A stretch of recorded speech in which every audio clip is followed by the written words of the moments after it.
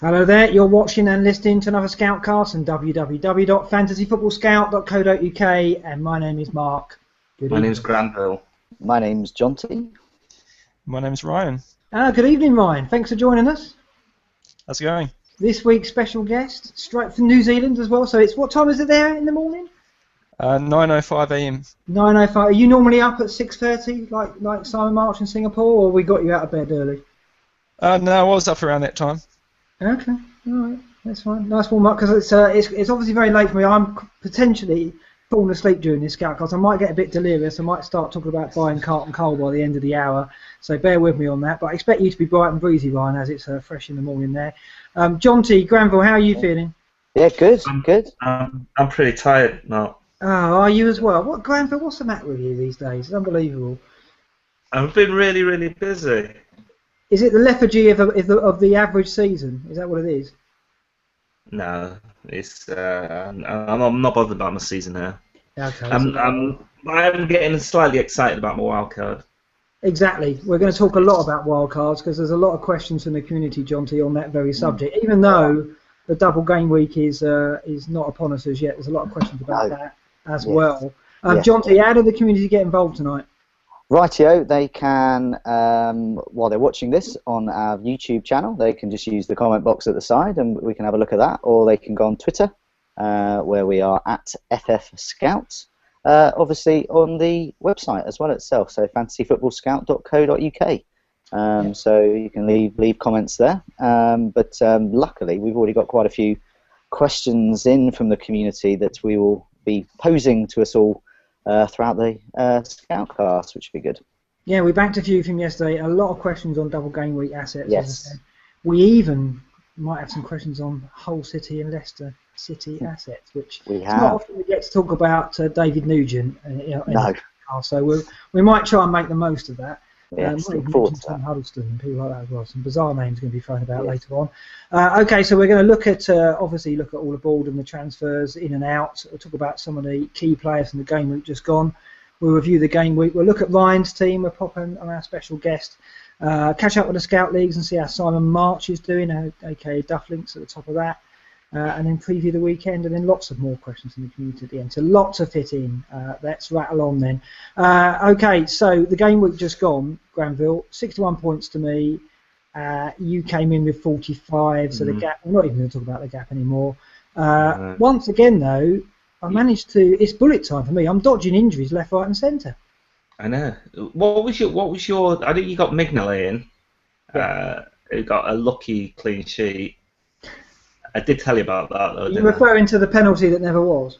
Penalty and a few missed chances. I thought it was a little bit jammy. But who were you supposed to get in? What was your plan? Was to get in Remy? That's it. Yeah, basically. We spoke last week, didn't we, on the podcast? Remy. The two Scoutcasts running, I've basically announced my transfer on here. Then I got to Saturday morning and changed my mind completely. I mean, we've all done it. No.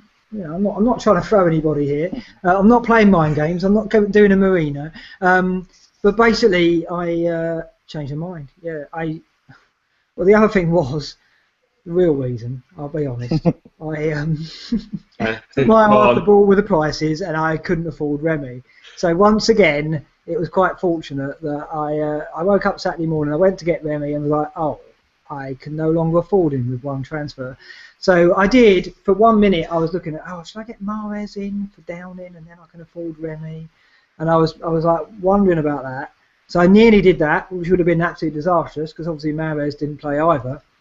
But in the end, I kind of I need a goalkeeper really because Gerzen's not going to do it at Spurs, and of course he did. He got 9 points, so he outscored Mignolet in the end. So I lost out there, but I've got Mignolet in for the double. So it was a kind of a crab-like move, but it worked out because there I was on Sunday, looking at the teams, and Remy didn't make it. So, Jonty, you must have been disappointed with that. I was, because I brought Remy in, and there was some talk about an hour before the team sheets were announced saying, oh, Remy's injured. I think it was Talk Sport had got some wind of that, and suddenly all of Twitter was abuzz with it, and I was thinking, and then I saw the team sheet, and saw Drogba there, and no Remy on the bench, and then it was revealed he had this injury in training.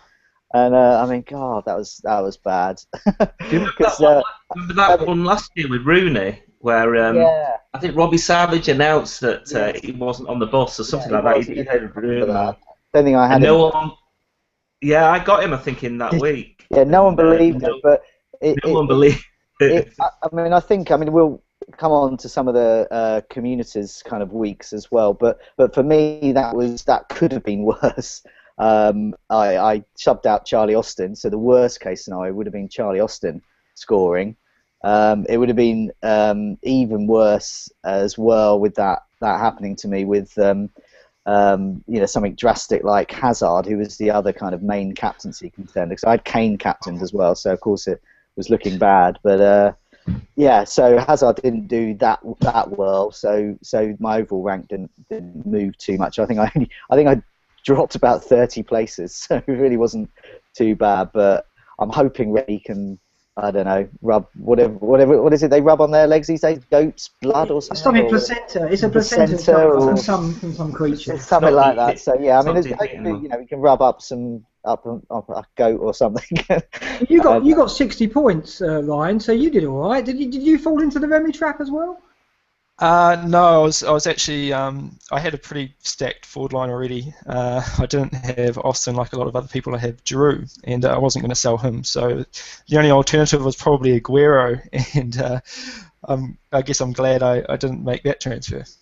Oh, well, the other mini league opponent that is in mine and Wort's mini league, who regularly wins our mini league, actually he won it one year. Did Aguero out for Remy in, and also bench Silva.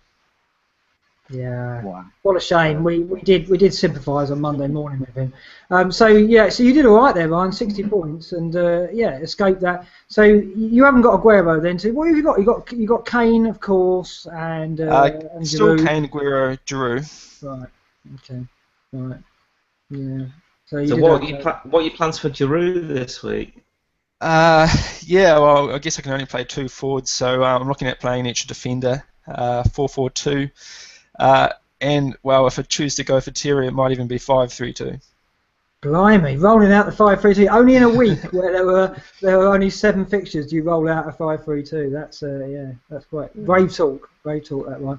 Okay, we're going to look at your season in a bit more detail in a minute, but first, John T, Rough or the Smooth. This is a new feature we kind of rolled out as a community article, wasn't it? Yeah. So what we've been asking for is just a couple of lines on how you did in a game week, and so hopefully we'll get some stories from it. Because people are sick and tired of hearing about myself and Granville's game weeks. But so what have you got for us there, John? So yeah, well it was one of those weeks where there was quite a bit more rough than the smooth. So Jaffalicious had one of my favourite rough weeks in that he transferred Aguero out for Sturridge, who of course Sturridge didn't play. He captained Sturridge. When the vice captaincy went to Hazard, he didn't do great, but at least there was some points there. So yes, he's learnt a valuable lesson, never to. Well, what I will say there is, did you read my preamble on Saturday? Because this is another injury I dodged, because I actually thought I was thinking about getting Sturridge in for Aguero as kind of like a maverick move, and so Jaffalicious did just that. I really did think, I mean, that was a shock as well. Remy's injury and also Sturridge missing. I guess a lot of people say, I think Sturridge has form for being injured a lot. Remy, we kind of don't know if he has a form of being injured because he's barely played through Costa having the main striker slot there. I can tell you now he has got form. Yeah. He has got injury form. Yeah. He has. But this was an actual kick. This was a knock to him. It wasn't like dodgy hamstrings. He got a whack basically. He got kicked. So that's something that's kind of beyond that, but who knows? Anyway, fingers crossed for him. So we got MM0507 took Benteke out, who scored for Remy, another Remy victim. Shirtless, Remy in for Costa, so that's like Dumb and Dumber. Captain Remy, and then Kane was his vice captain. Kane, of course, got 2 points. Rupert. He got Murray in, so that's a bit of smooth operator there. But he benched Aguero for Dawson. Really? You benched Aguero? He conceded 4 goals. Roscola, our very own Roscola, brought in, get this, Remy and Sturridge, And his quote, which I might actually put to the bottom of the website, is, "I can't bring myself to log into FPL to see the damage." That's like, when you're in running into your overdraft and you think, I'm overspending here, I'm not going to check my balance until I'm paid. That's that, isn't it? Yeah.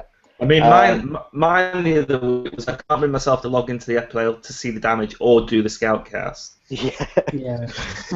But let's have a look at some smooth operators. And Somalian, Austin and Norton out. So of course Norton's long-term injury. Austin, obviously not playing this coming week, but also only got 2 points. In for Murray and Moreno. So that was great set of moves. Rabsi Spatburgunder, he won my Dimitar Berbatov Smooth Operator of the Week award, which I might change to Sade Smooth Operator, but anyway, Berbatov's good. This is great. He swapped out Foster, Cazorla, and Austin for a hit, so he's -4, and replaced them with Mignolet, Henderson, and Glenn Murray.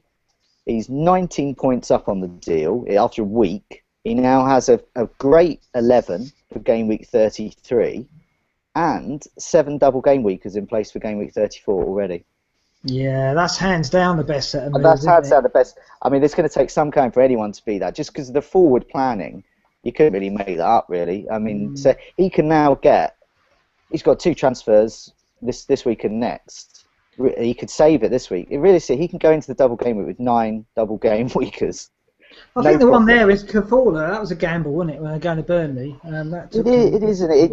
Yes. Because I mean, presumably, I haven't looked in detail his side, but if he didn't have another Arsenal player, particularly Giroud, that would have been a real squeaky bum time for him. But but brave man. So they're my favourites. Good work, Mr. Spatburgunder. Yes, the Berbatov Award. Excellent work. Okay, Ryan, let's look at your season, because you are doing. I mean, it's an impressive rank, 1-8-1-5, and looking at your previous ranks, you're on course for your best season ever, aren't you? Yeah, that's right. I mean, it's been good. 2-7-6-9, so you must be pleased with how it's gone. Yeah, delighted. I've sort of been in the top 5k for a long time. I just seem to be consistent at the moment. So I don't know. I feel as if I can push on further. So just looking as well, you were one of the game week 8 again. Incredible, 112 points on the Tadic, Pella, Aguero captain game week. You went from 129,000 to 4,000 in the world at that point. So you had the full house, did you? We had a conversation, I think, on Scout not long ago about when was the big week, when was the big mover. I think FFScoutCast had a post on that, and I think it's actually quite common for a lot of people on Fantasy Football Scout that game week 8 was the one when everyone moved up. It's definitely a popular theme. But you came in the world of that week 1,124. That's incredible, and that was just a massive jump. You had Tadic, Pele, Aguero, he captain, and Baines. I had all of them. Stella, the most 7 and Forster was 6. That's pretty impressive. And you bench Costa. Was he not playing that week? That week. Yeah, it must be an injury day. He didn't play, yeah, that's right. Yeah, so that was the week that made your season. Ever since then, it's been you've kept in the top 5,000 all the way through, and recently a batch of green arrows. It looks like you've had 9 green arrows in. Well, no, is it 7 or 8 in the last 9 game weeks? So you've solidified, haven't you? And you crept into the top 2,000, which is good going. Well, that's all a result of Giroud, I think. I have to put it down to. I go back to game week 25 when we knew the lineups. And a lot of people had Giroud in the team then at the time, but he wasn't named in the team, and Sanchez was named striker. And a lot of people sold Giroud for Defoe, who became Austin later on. And I decided to stick because I could tell, having seen him, that he was looking really good. And I'm not sure why he was not on the team, but decided to sell Cazorla and someone else instead. And I had Giroud for that entire stretch, and I think that's what brought me up there. Yeah, so you're holding tight then during the blank. Then you're not going to gamble on selling them and getting him back. Are you holding on? Well, the temptation now is to sell Giroud for Remy. Last week, I was pretty convinced that Remy wouldn't be a good pick. Have I changed my mind on that? Well, it might take the Mourinho press conference to change things. Yeah, because I'm sure Mourinho would be absolutely enlightening in his press conference and not at all misleading. No, that's not the case. Tell us about Bentaleb on the bench. What's the thinking here then? I mean, he's not a name you see very often. Yeah, well, that was a mistake. At the time, we didn't know about the Liverpool double game week. Right. I guess I probably should have still known that they'd probably still end up with a blank. The reason I did that transfer was because I wanted to free up cash for Costa, and I thought, I only need to get in Chelsea players. I didn't think I'd have to be getting in Liverpool as well. That didn't quite work out. In hindsight, I probably should have got Phillips in time for that double game week, but then I would have had trouble with who do I bench, and at the time I probably would have benched Ozil, who scored anyway. So, it was a situation where I had 2 free transfers, no idea what to do, and I thought, well, pocket 0.9 million, and maybe that could be of use later down the track. So how are you feeling about Eriksen and Kane? Because we talked about Kane last week, and Jonty, you said you nearly spat your tea out of the idea that he was disposable. I've since gone onto the site and put up another hot topic, praising Ruth NZ, who initially proposed that, just because I think he's onto something there. I think it's not actually Harry Kane I have a particular problem with. It's Spurs in general. They just look like they're already on their holidays. They can't do anything. They're just trucking along. They're absolutely toothless. They've got one of the worst attacks over the last 4 to 6 game weeks. Kane's not getting any service. I mean, his efforts are from long range now. He's just hacking away at it. This is how he's so cheap though. It's not like Aguero. It's not like I'm wasting 12 million. But I think I can see why people. I laughed initially when I heard that people were transferring him out for someone like Vardy for Leicester for the double game week. But I kind of see it now, and I think, well, why not? Why not just use that and just rotate around the form strikers, the ones with double game weeks. Kane may not score again this season. I don't know about that. It does look like Spurs have kind of reverted to how they were at the start of the season. Yeah, where they were just toothless. I mean, Eriksen's been probably the worst transfer I made all season. When I look at his price, and I was so keen to get him in, and he hasn't done a thing. He's not even got an assist. I noticed that Ryan's done the same thing. Ryan, how are you feeling about those two? I mean, they're on the way out, are they? Eriksen definitely is. At the moment, Kane could go, but for me it would be a hit for Vardy, and I don't think I'm quite prepared for that.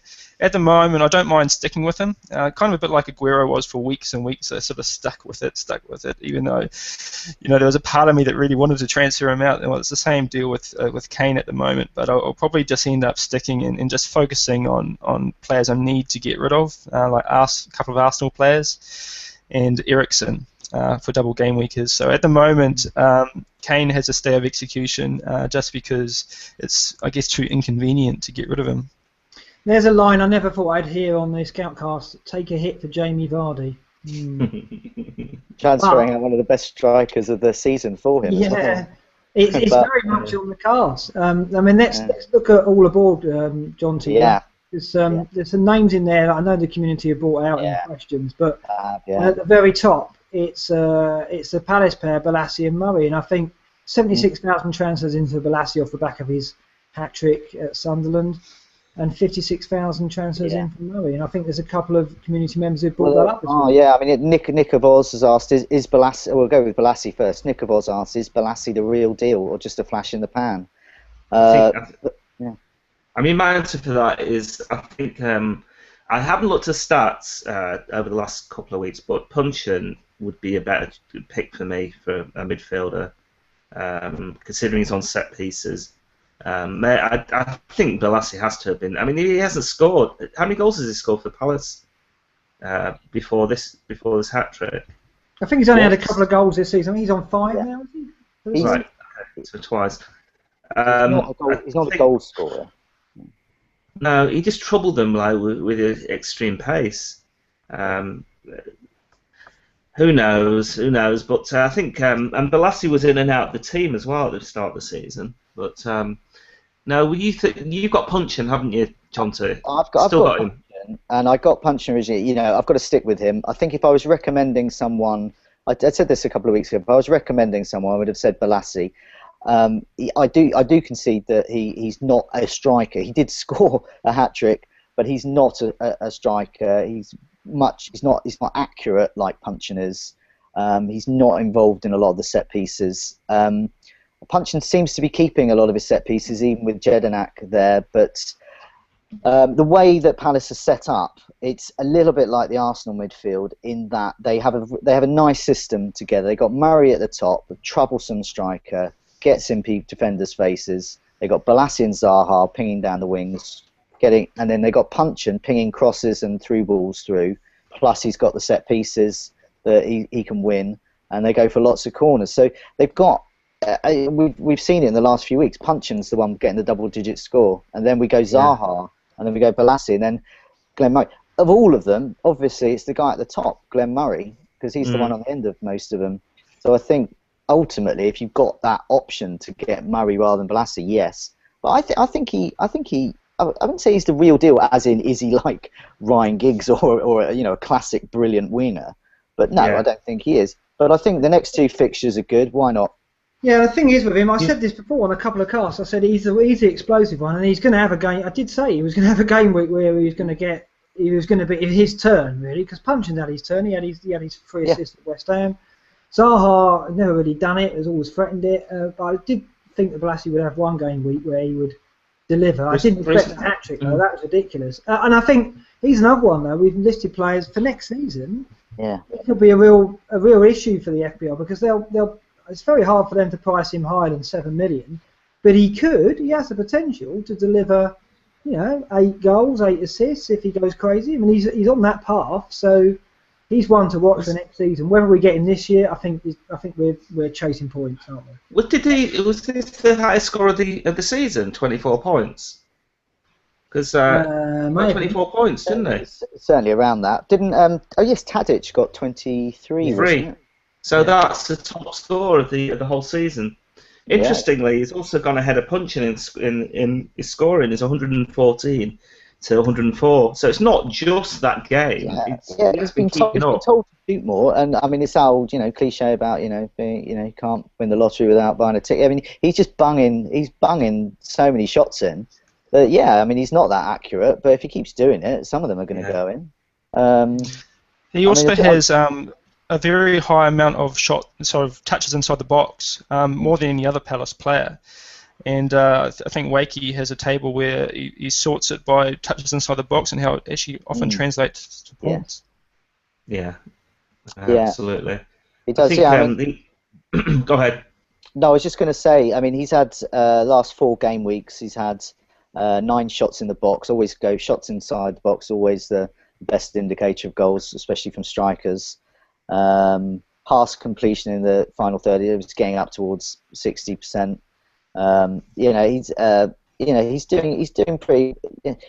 He's doing pretty well. I mean, bearing in mind, say Rooney's on 9 shots inside the box last 4.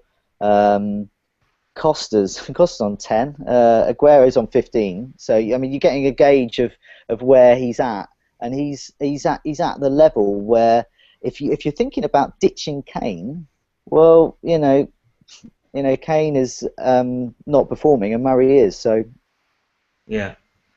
Well, as you said, it's the 2 fixtures for Palace as well, which are are very very strong, and that's the appeal of those 2 at the moment. But the trouble is, we're all looking at double game week assets for going. You are.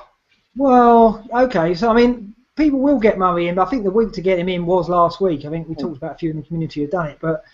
I don't know whether it's. I mean, it's an option, but believe it or not, Vardy looks a little bit more tempting if you were looking at a forward. And I think if I had a wild card now, I would be very tempted to get Murray in for a week and perhaps longer, depending on how my wild card went the following week.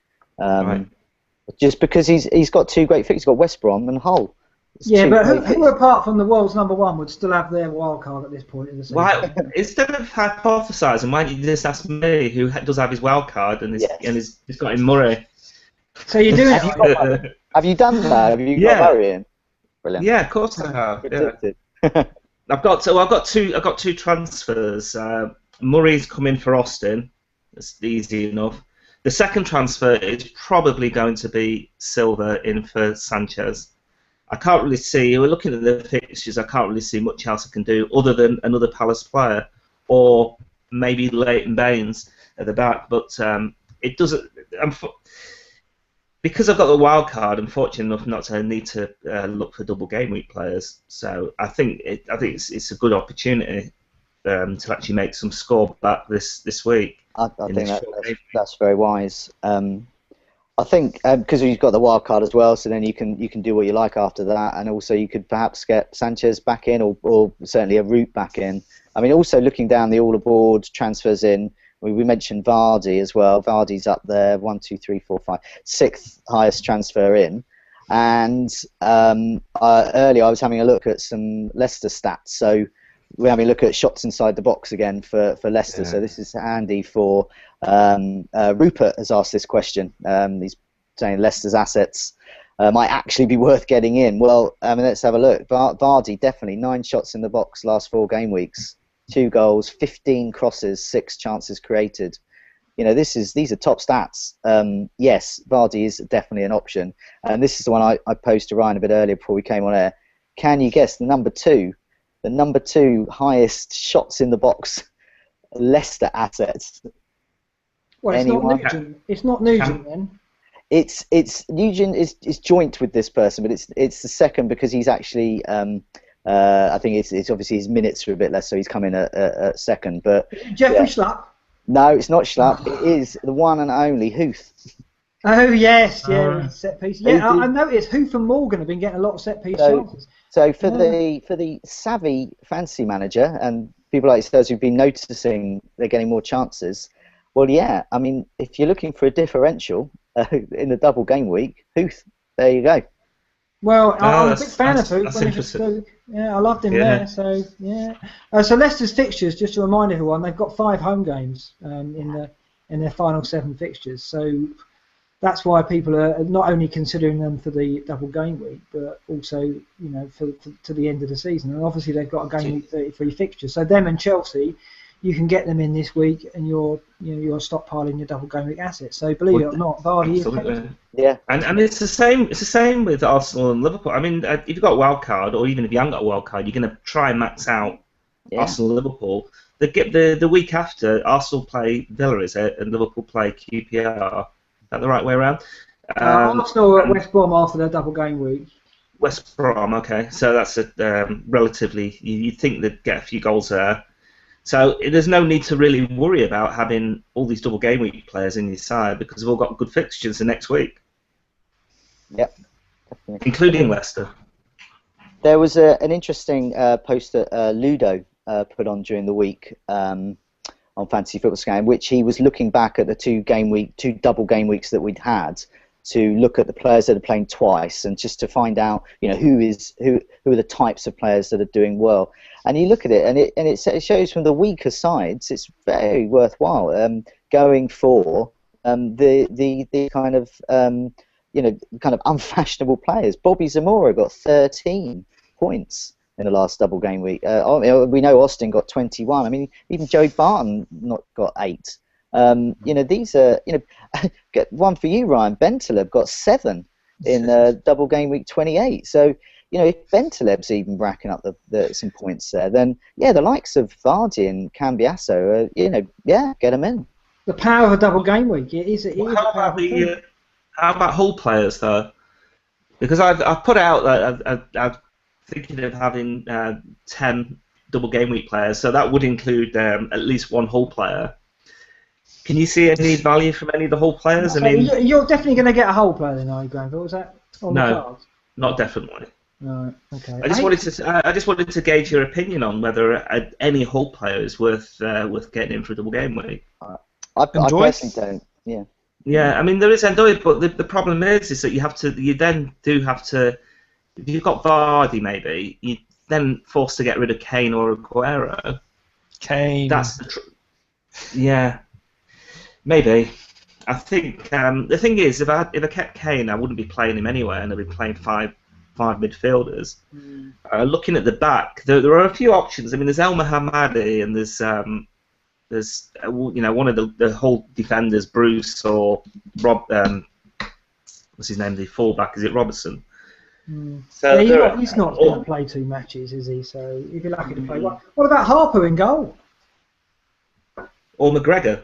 Yeah, well, McGregor. Yeah, but Harper played. Yeah, so we have no security there for. I mean, a goalkeeper's quite a good one for a double you've game.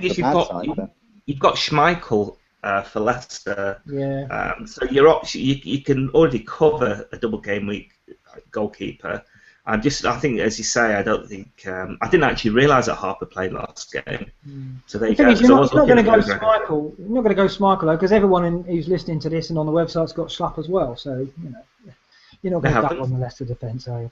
Let's look at transfers out, John T. and Granville. Yeah. On top of that, I noticed, Ryan, is Giroud. So your man there sold more than any other player in the game week. So you might be holding firm, but others are getting rid.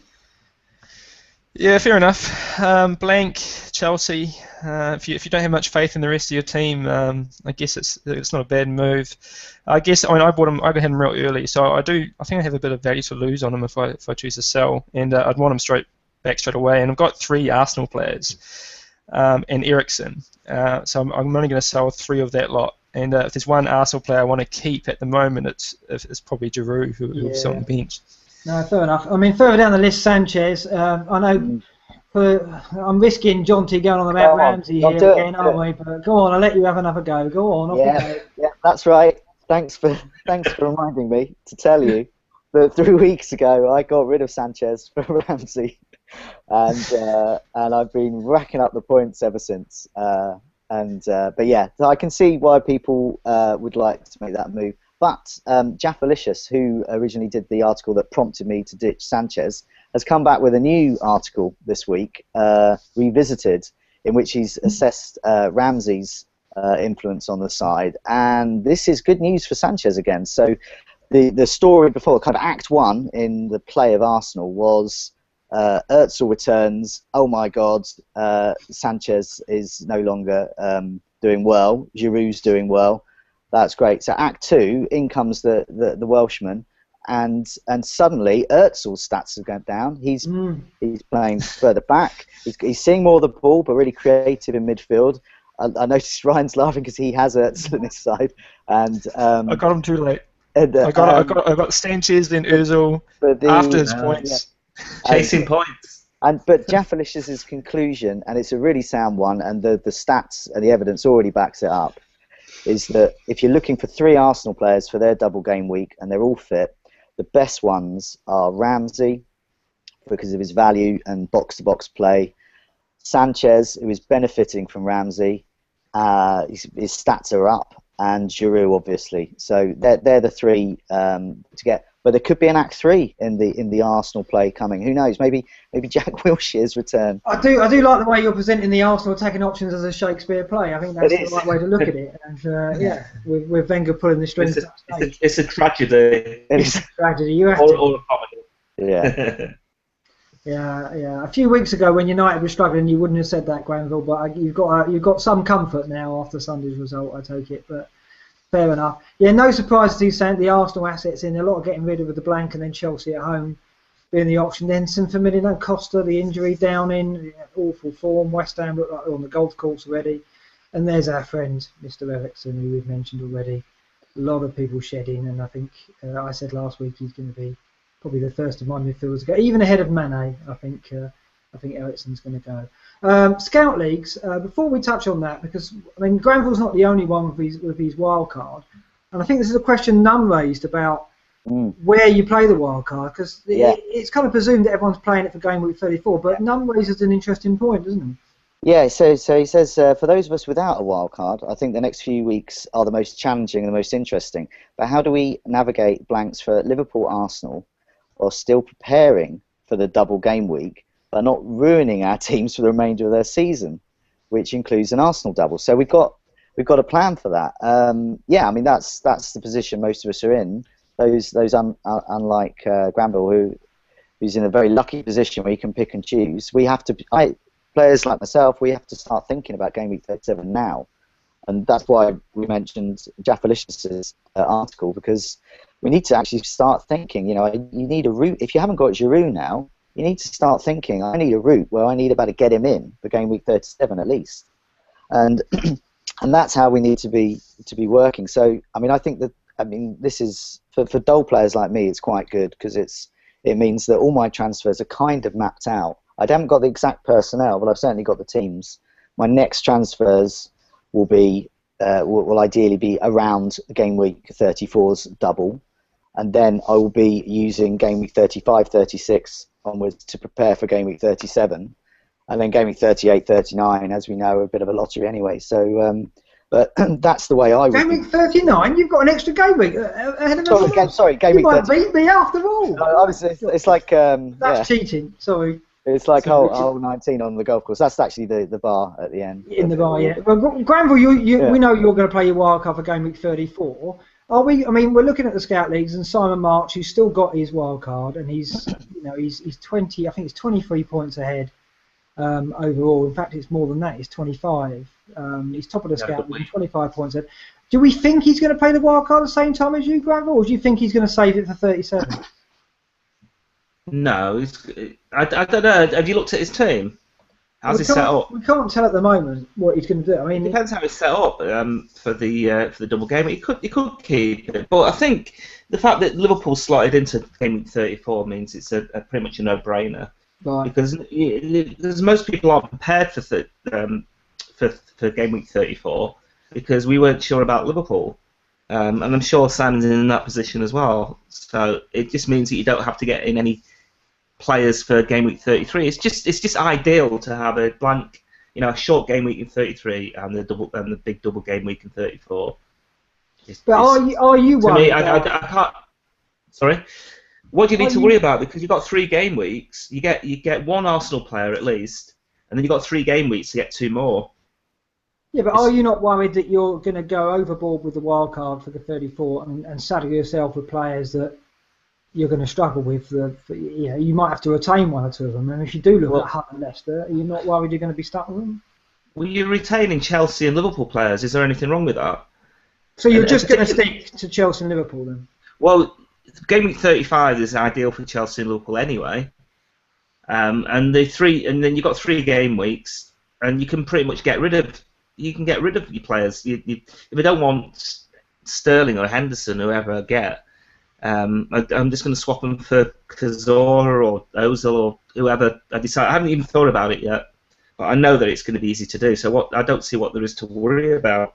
Yeah, no. Sorry for being so flippant, but I don't think it's. I honestly don't think it's a big deal. You do need to keep a City player. That's the other thing. I think because City have got a reasonably easy fixture during the double game week. Who's it that plays? Is it Villa? That'll be my. If I have a single game week player, which I will do, it'll probably be Aguero or Silva or both. Yeah, I mean Aguero's got West Ham, Villa, and QPR at home in the next 4, which. Yeah. Well, it's West Ham, as we said, that West Ham are on the golf course already. Villa, they may be tougher than you imagine actually. And then they've got Spurs, another team who's in bad form. So you've got to have a couple of City players, surely. Yeah, I mean it looks set up for 34. It looks that's the way that Simon's going to go as well. He's got that, and he's managed to just. He's not had some big weeks, but he's managed to just keep a grip of that lead. And it's 25 points, and with the wild card that we presume will be in play for 34. We can't anticipate he's going to make any errors. I think if he gets through 34 and gets some advantage from the wild card, I think he's got it. But we've said this before. Let's not bring bad luck on him. But he's still in that strong position. I think it's just I think it's just falling right for people with wild cards. I was doubting it before the Liverpool game got placed at 34 rather than 37. But looking at his team. I imagine he did the Remy move actually. Yeah. I wonder why he did that. That's interesting, actually, that he did the Remy move when he didn't have to for the double game week, or he was just doing it for that one for this game week. Yeah, well, he was looking at him at QPR and then getting a double game week asset. I think it was an easy. But he doesn't need to get. If he's playing at 34, he doesn't need to get a double game week asset. Well, this is it. That's what makes me wonder whether he's thinking about leaving it to the end, whether he thinks he can maintain the lead and have that wild card as a buffer just in case anyone catches him up. It's going to be really interesting to see what he does and whether he plays it in 34. He's top of the Members League as well, ahead of Killian Long. In the Scout League, behind Simon, Jeff Ryan is on 2037, and then Kev Gleave is on 2037 as well. Those three are in the top 4 overall, so there's 3 of the top 4 in the world are Scout League members, which is fantastic.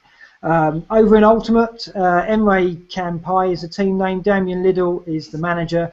He's on 2240. He's 4th in the world. He's only 25 points off the lead, so he's closed the gaps. Definitely, he's gonna fancy his chances of getting some prize money out of that, I'd have thought. But we'll have to see about that. Granville, are you all right there? Blimey. Yeah. What's he done next? Has he gone under the desk? What's he done? There he is. Are you back? Are you going to be silent? So I'll redo all that again, because otherwise I'm going to have to edit all that out. Right. Sorry, we'll have to go over the Scout Leagues again, Granville, because otherwise I'm going to have noise all through that. So I've muted him now. You're back. I'm back. Right. Yes, yeah, so, what actually happened is that my laptop was running out of charge. Ah, okay. No preparation as usual, Granville. Yeah, running out of energy. Yeah. So I was just saying, Simon in the Scout League, 2064 ahead of Jeff Ryan and Kev Gleave, both on 2037. That's 3 of the top 4 in the world in the Scout League. Simon top of the Members League ahead of Killian Long on 2012, and in Ultimate, Damien Liddell is 4th in the world. He's 2440 in our league, and he's 4th in the world, 25 points off the top. And over in Sky, Kevin Anderson is still top. He came on the Scoutcast 3 weeks ago, and ever since then he's maintained his lead, but he's only 4 points ahead of Jeff Pryor. Yes. Jeff Pryor, who won the Sun Dream Team Scout League last season. He's 2nd now in the Sky game. Obviously a man who very good at those money games. So Jeff is giving chase to Kevin over in that. Granville, weekend preview. Now, we've only got a handful of fixtures this week, so it's a weird one. Have you managed to pick out some clean sheets there? I think I have, actually. I think City, even though they're out of form and their defence isn't great, I think they're going to keep a clean sheet at home to West Ham. I think there's a good chance there. How many times have we said this about City? They've looked at their fixture at home and gone, well, there's no way they're going to concede to them. And I know West Ham haven't got Sacco, probably won't have Valencia either, so it's looking likely. But there's no company for City, so you never know. That might be a good thing. I was just about to say that's a bonus for City at the moment. Yeah, I'm not sure about Man neither at the minute. But considering we've only got 7 games, I've got to pick out clean sheets, and it's not that easy. No, City's kind of obvious. I think Everton at home to Burnley. Yeah, I think Everton have found a run of form. Finally, I fancy them for a clean sheet. And Burnley are 2 goals in 6, so they're. I mean, unlike Villa and Leicester and QPR, they're just not scoring goals. So they look. It's a shame, really, Burnley, because I want them to stay up. Actually, of all the teams, I want them to stay up because they most definitely are plucky underdogs, and they haven't got much money to spend. And I quite like the way they play, and I quite like some of the players, but I think that run of form is just, and I'm not sure whether they're going to get out of it. No, can't say. And then looking down,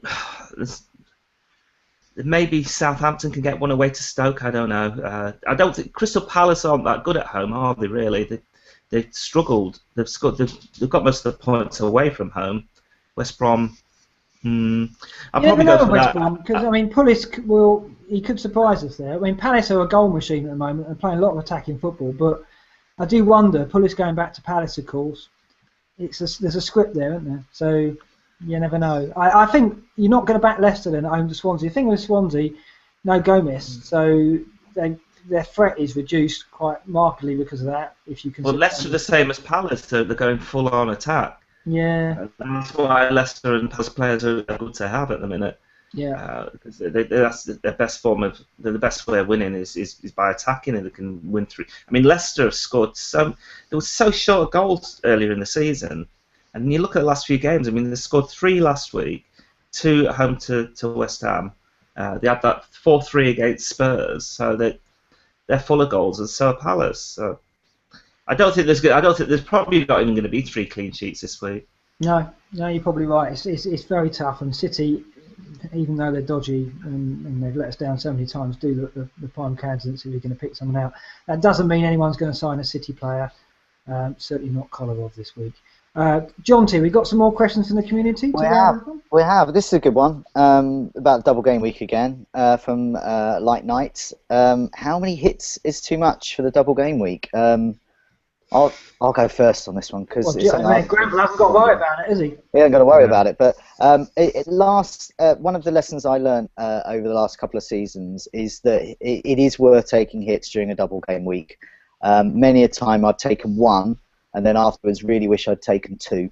I do think that 3 is a little too much, but I think I'm quite happy to go into game week 34 taking 8-point hit. Are you really? Yeah, no. Many a time I wish I've done that before. I'm kind of slightly stagnating in my rank. I'm hovering around the kind of just under the 2,000 mark, and sometimes dipping over it and sometimes under. Same as Ryan at the moment. And we in that position, you can afford to take the odd hit now and again to kind of speculate. And I think if you're looking at Liverpool assets I'm looking at taking 2 hits to get 3 Liverpool players. Right. I'm not looking to take 2 hits to get 3 Leicester players. So that's the way I'm looking at it, because these are players. First rule of Fight Club, first rule of Double Game Week Club is always get a Double Game Week player in that you are prepared to keep for the following game weeks, because you never know what's going to happen. Well, the thing is, they've got QPR to follow that, haven't they? Yeah. So that's the big appeal. It's West Brom and Hull are their 2 fixtures, and then QPR at home. So I think 2 hits for players from Chelsea and Liverpool are gonna pay off that week, and probably the following 2 weeks as well. So are you going to go into game week 34 with 1 transfer or 2? Are you going to save this week or no? I haven't got a goalie, so right. I've got to get a goalie in. Probably be Davis from Southampton. Just looking for a reliable clean sheet. I've got Pantilimon as my other one. I can't face looking at a team that has Schmeichel and Pantilimon as my only goalkeepers the rest of the season. So I want a good one in there. So I'm going to get Davis in. So yeah, I'm going in. I'm going to have to take. I'll have my 1 free transfer and take 2 hits, and I'm looking to get Skirtle, Henderson, and probably Coutinho, but not sure at this stage. Okay. Yeah. Ryan, what about you? Because you haven't got any Liverpool players at the moment, so are you willing to put 8 points down for it? Well, I do actually have Mignolet in my team. Having to get him in time for that penalty save, so that was good. So I only need to get 2 more, and so I've got essentially 3 free transfers, 2 at the moment, 1 next week. Yeah. So I can bring in my 2 extra Liverpool players and my 1 extra Chelsea player, and I max out on Chelsea, Liverpool, no hits. So for me, it's a question of do I take a hit for a Leicester or Hull player, and I don't need a goalkeeper. I've got 11 this week. There's no real need. So for me, the answer is no hits at all. It's just not an option really. No, I mean, I'm in the same boat. I've got 2 transfers this week. I've been holding 2 transfers for a while and had the luxury of making goalkeeper transfers. So, I have been really having, and I've been avoiding injuries, so they've been bringing me luck. So I can't make another goalkeeper transfer. I'm going to have to commit to an outfield player this time. So yeah, I'm looking at 2 Liverpool players for game week 34, and I can do it without taking a hit, which will give me the 3 Liverpool. But I have only got 2 Chelsea at the moment. And so, in order to get, I'm looking at Coutinho and Sterling probably, and in order to get them, I'm going to have to get rid of, Austin for Vardy, and yeah, that might be the way I go. It might be Vardy to bring in the cash so I can afford Coutinho and Sterling. The thing is, it's right on the money. If there's any price rises, I could miss out again, and having done it with Remy once, I'm a bit wary of that. So you're going to get in Vardy even though he's not playing? Well, Vardy is playing this week. He's at home to Swansea. Then he's got the double. Oh yeah, so, yeah, of course he has. Yeah. So that's the beauty of Vardy in that he's got a good home thing. fixture plus a double. So yeah, I think that's what I'm going to do. But I've said this and then days later changed my mind before. But points hits, yeah, I might do one for Fabregas.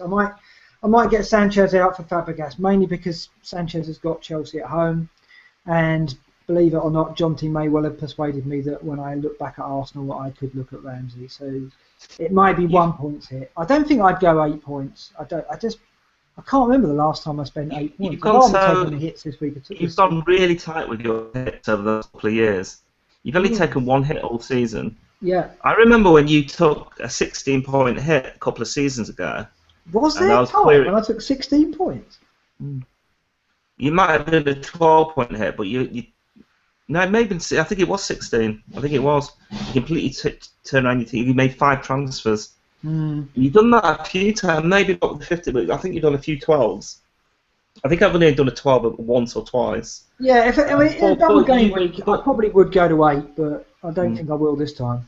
So, Jonty, what else have we got there? Yeah, well, this is something about. I mean, you go back to the double game week again.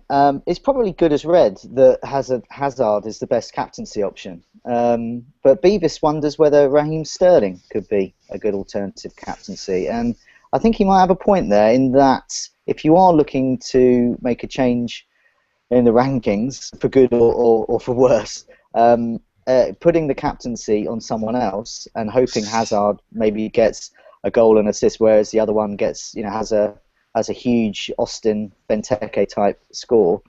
But for me, no, Hazard is the standout captaincy choice. I can't see beyond it.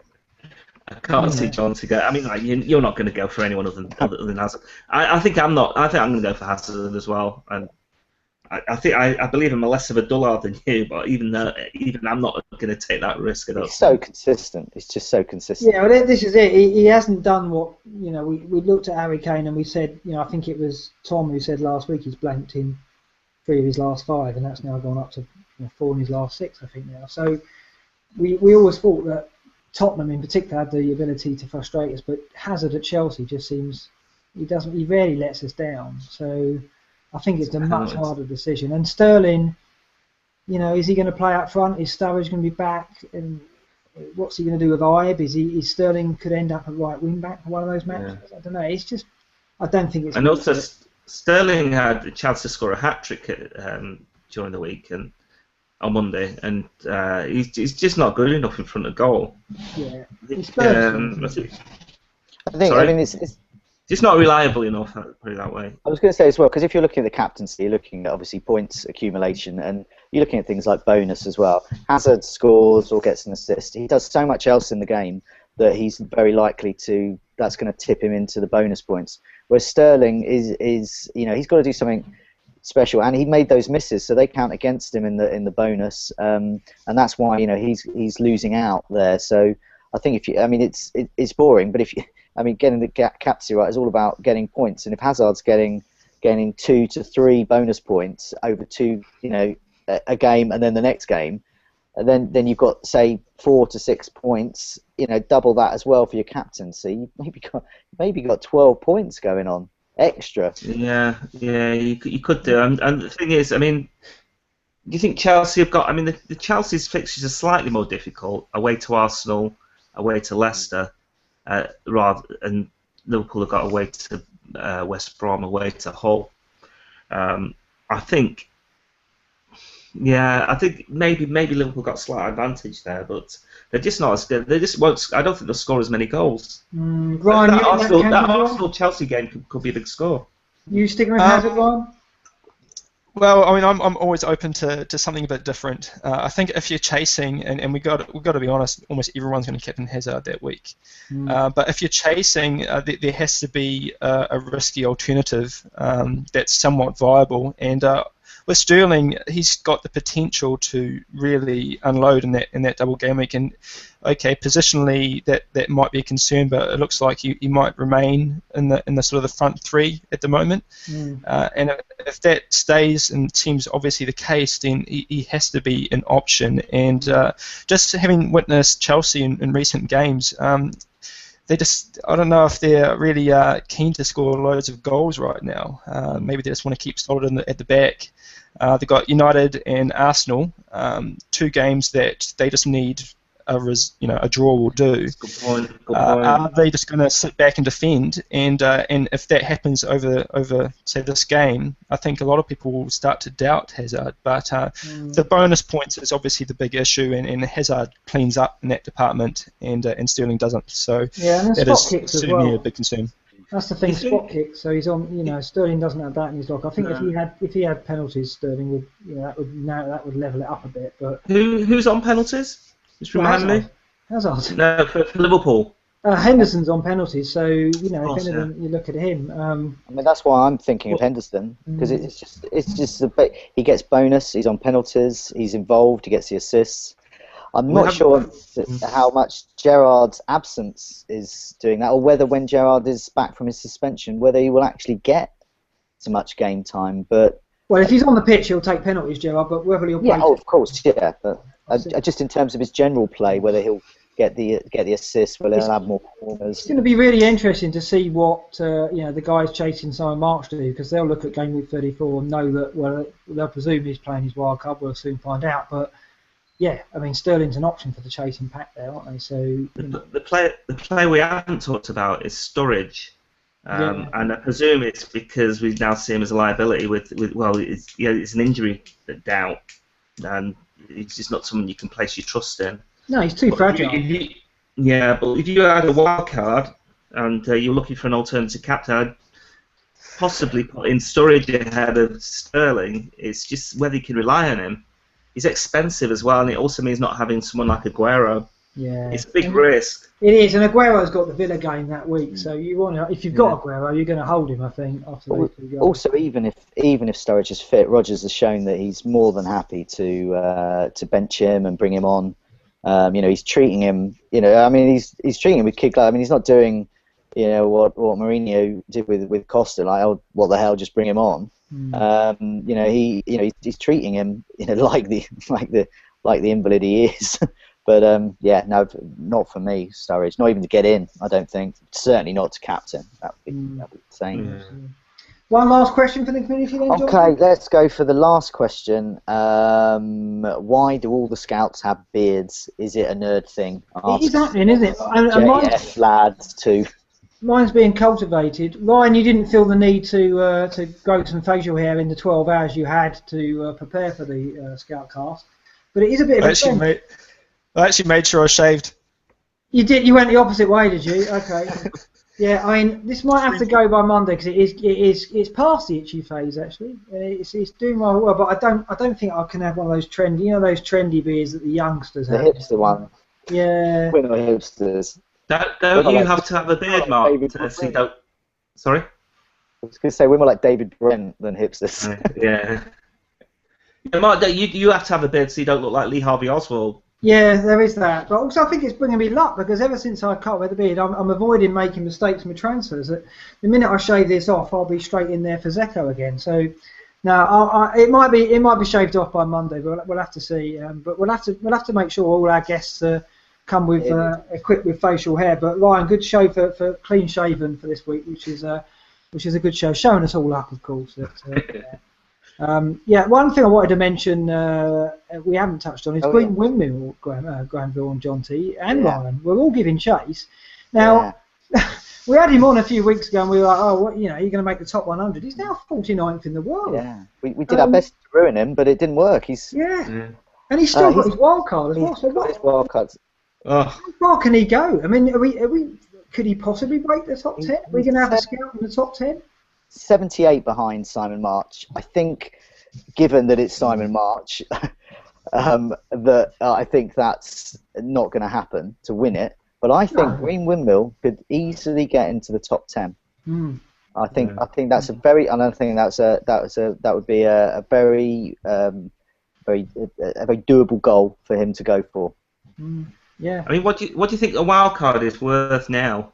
If you're spending 8 to get a full quota of Liverpool and Chelsea players, so that's 8 points, plus maybe if you've got a wild card you get a couple of Leicester players in, maybe that's worth another 10. If Vardy does a Benteke, and gets 20 points, then that's worth 20 points. Because if anyone else getting Vardy in is going to be spending 4 points possibly, except for Mark. And then you're looking at maxing out on Chelsea and Liverpool, and then maybe another Leicester player, maybe Cambiasso gets a goal and a bit, maybe he gets 10. I reckon you're looking at 20, 30 points potentially extra. Plus the game week 33, where you'll have a different set of players and definitely have an 11. Yeah, it might be worth 30 points, maybe. So being 78 behind is still too much, I think. Yeah, but I think he could do top 10. I think that would be an amazing achievement. I mean, we've never had anyone contributing to the site to make a top 10 finish. That would be fantastic. Except for Ebbs. Every time I think I'm closing the gap, you said this, John. You said when you were chasing, you said you couldn't quite catch him and he pulled away every time and you got close. I've had exactly the same experience. Because at the weekend I thought, well, I've got Hazard, my captain, and he had Kane. He had Remy playing. So before Chelsea QPR kicked off, I thought, I've got him here. I've got him. I'm definitely going to make 10 points back on him. And then I was only 14 behind going into the game week. And he ended up beating me in the game week because he got Bellerin off the bench. And lo and behold, he got another 3 or 4 points on me. And I can't catch him. No. Well, the pool, as the season goes on, the pool of viable players gets smaller.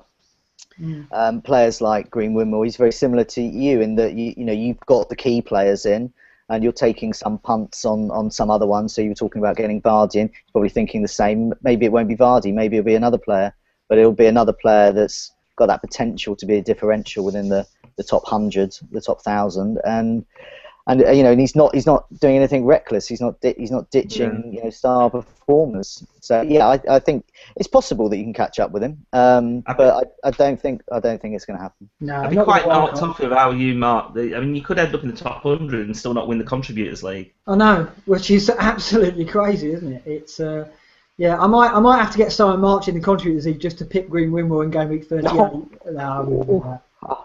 Maybe game week 39, Jonty. Jonty, one thing that Green Wimble isn't doing, he isn't in the cup, but you and I are through to the last 16. We are. You were a bit lucky low, weren't you? My God. I was. I got through on rank. So for those that don't know, when you tie with your opponent, rank comes into play. And it was a Wagwan I played against. We both got 51. I had a higher rank than him. So who have I got next? I have the Flying Nugget. I'm taking on the Flying Nugget, who is within 100 points rank of me. So rank is probably not. It could possibly play in his favour. So that's a glamour tie. I'm through as well, and I'm playing Rook. I think Bartowski. I'm playing Bartowski in the next round. He's ranked considerably lower than me, but that's a dangerous opponent. You see, rank goes out the window this stage, and see so. Yeah, it's going to be an interesting one. I haven't looked at his team. I'll have a quick gander now to see who he's got. But I was hoping when I did the draw, Jonty, that I'd draw you because that'd be a first as well. That'd be brilliant. Contributors meeting in the next round. But if we can get through, we'll see. It'll be embarrassing if we win our own cup. But let's hope that doesn't happen. But it is still quite interesting that we're still in there. It's unfashionable to do well in our own cups. We don't normally make it, but. No. Interesting. We'll see how we get on. See if we get each other in the quarterfinals. It's been a pleasure having you on, Ryan. What's your ambitions for the season? You think you're going to get in the top 1,000? Surely that's what you aim for. Well, top 500 actually is being a little ambitious. I'd love to win the New Zealand League. So we'll see what happens. Where are you in the New Zealand League then at the moment? I'm sort of not far outside the top 10. Right. Yeah. God. There's a few people on Scout, part of it, Trigger Lips and Nz among others, so it's quite a competitive league. Yeah. There's a lot of Australian players down there who do very well as well. Previous winner, of course, and so So how do you go about watching the matches then? I take it that's almost impossible to watch live games, is it, or do you catch some this time in the morning? I'm a little bit crazy. Like I often actually stay up and watch games, even if it fall asleep halfway through the night. Games will start about 11:30 p.m. the first one on Saturday. And they can go all the way to like 5 a.m. But of course I usually fall asleep by then. That's for sure. Did you get up at 5 a.m. to watch Villa against West Brom? No. I do have some rules.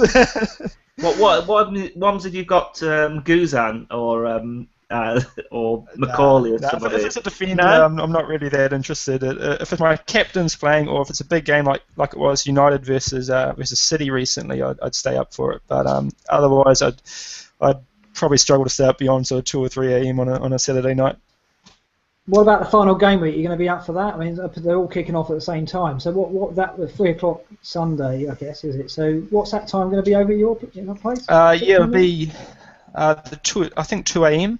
They start, and I often actually watch those games, the 2 a.m. to 4 a.m. slot. Yeah. It's the last one that I find very difficult. But we'll see. If it's exciting enough, I'll stay up. If it's boring. So you've got no pubs you can go to show at that time in the morning, are there? Or no, I just watch it at home. I've just got on the laptop, so. Yeah. It's fascinating. Nice. Being a fancy Premier League manager on the other side of the world, it's just a completely different ball game. But really, really good stuff. Well, as I say, thanks for joining us, Ryan, and best of luck. See if you can crack the 500 and win the New Zealand League. Brilliant stuff. John T, thanks for joining us, bringing those questions from the community. We'll see you next week, of course, with more rough and smooth, and I will probably be more smooth than rough. I don't think I can maintain this much longer. Granville, thanks for coming on. Thanks for staying awake and unplugging your laptop in halfway through the Scoutcast. That was a great little touch there. We'll see you next Monday probably with your wild card in play. So you can tell us all about it. Tell us all about that whole target you're going to go after and see if you can make up some of the gap. So it's good night from me. Good night. Good night. Good night. Good night all.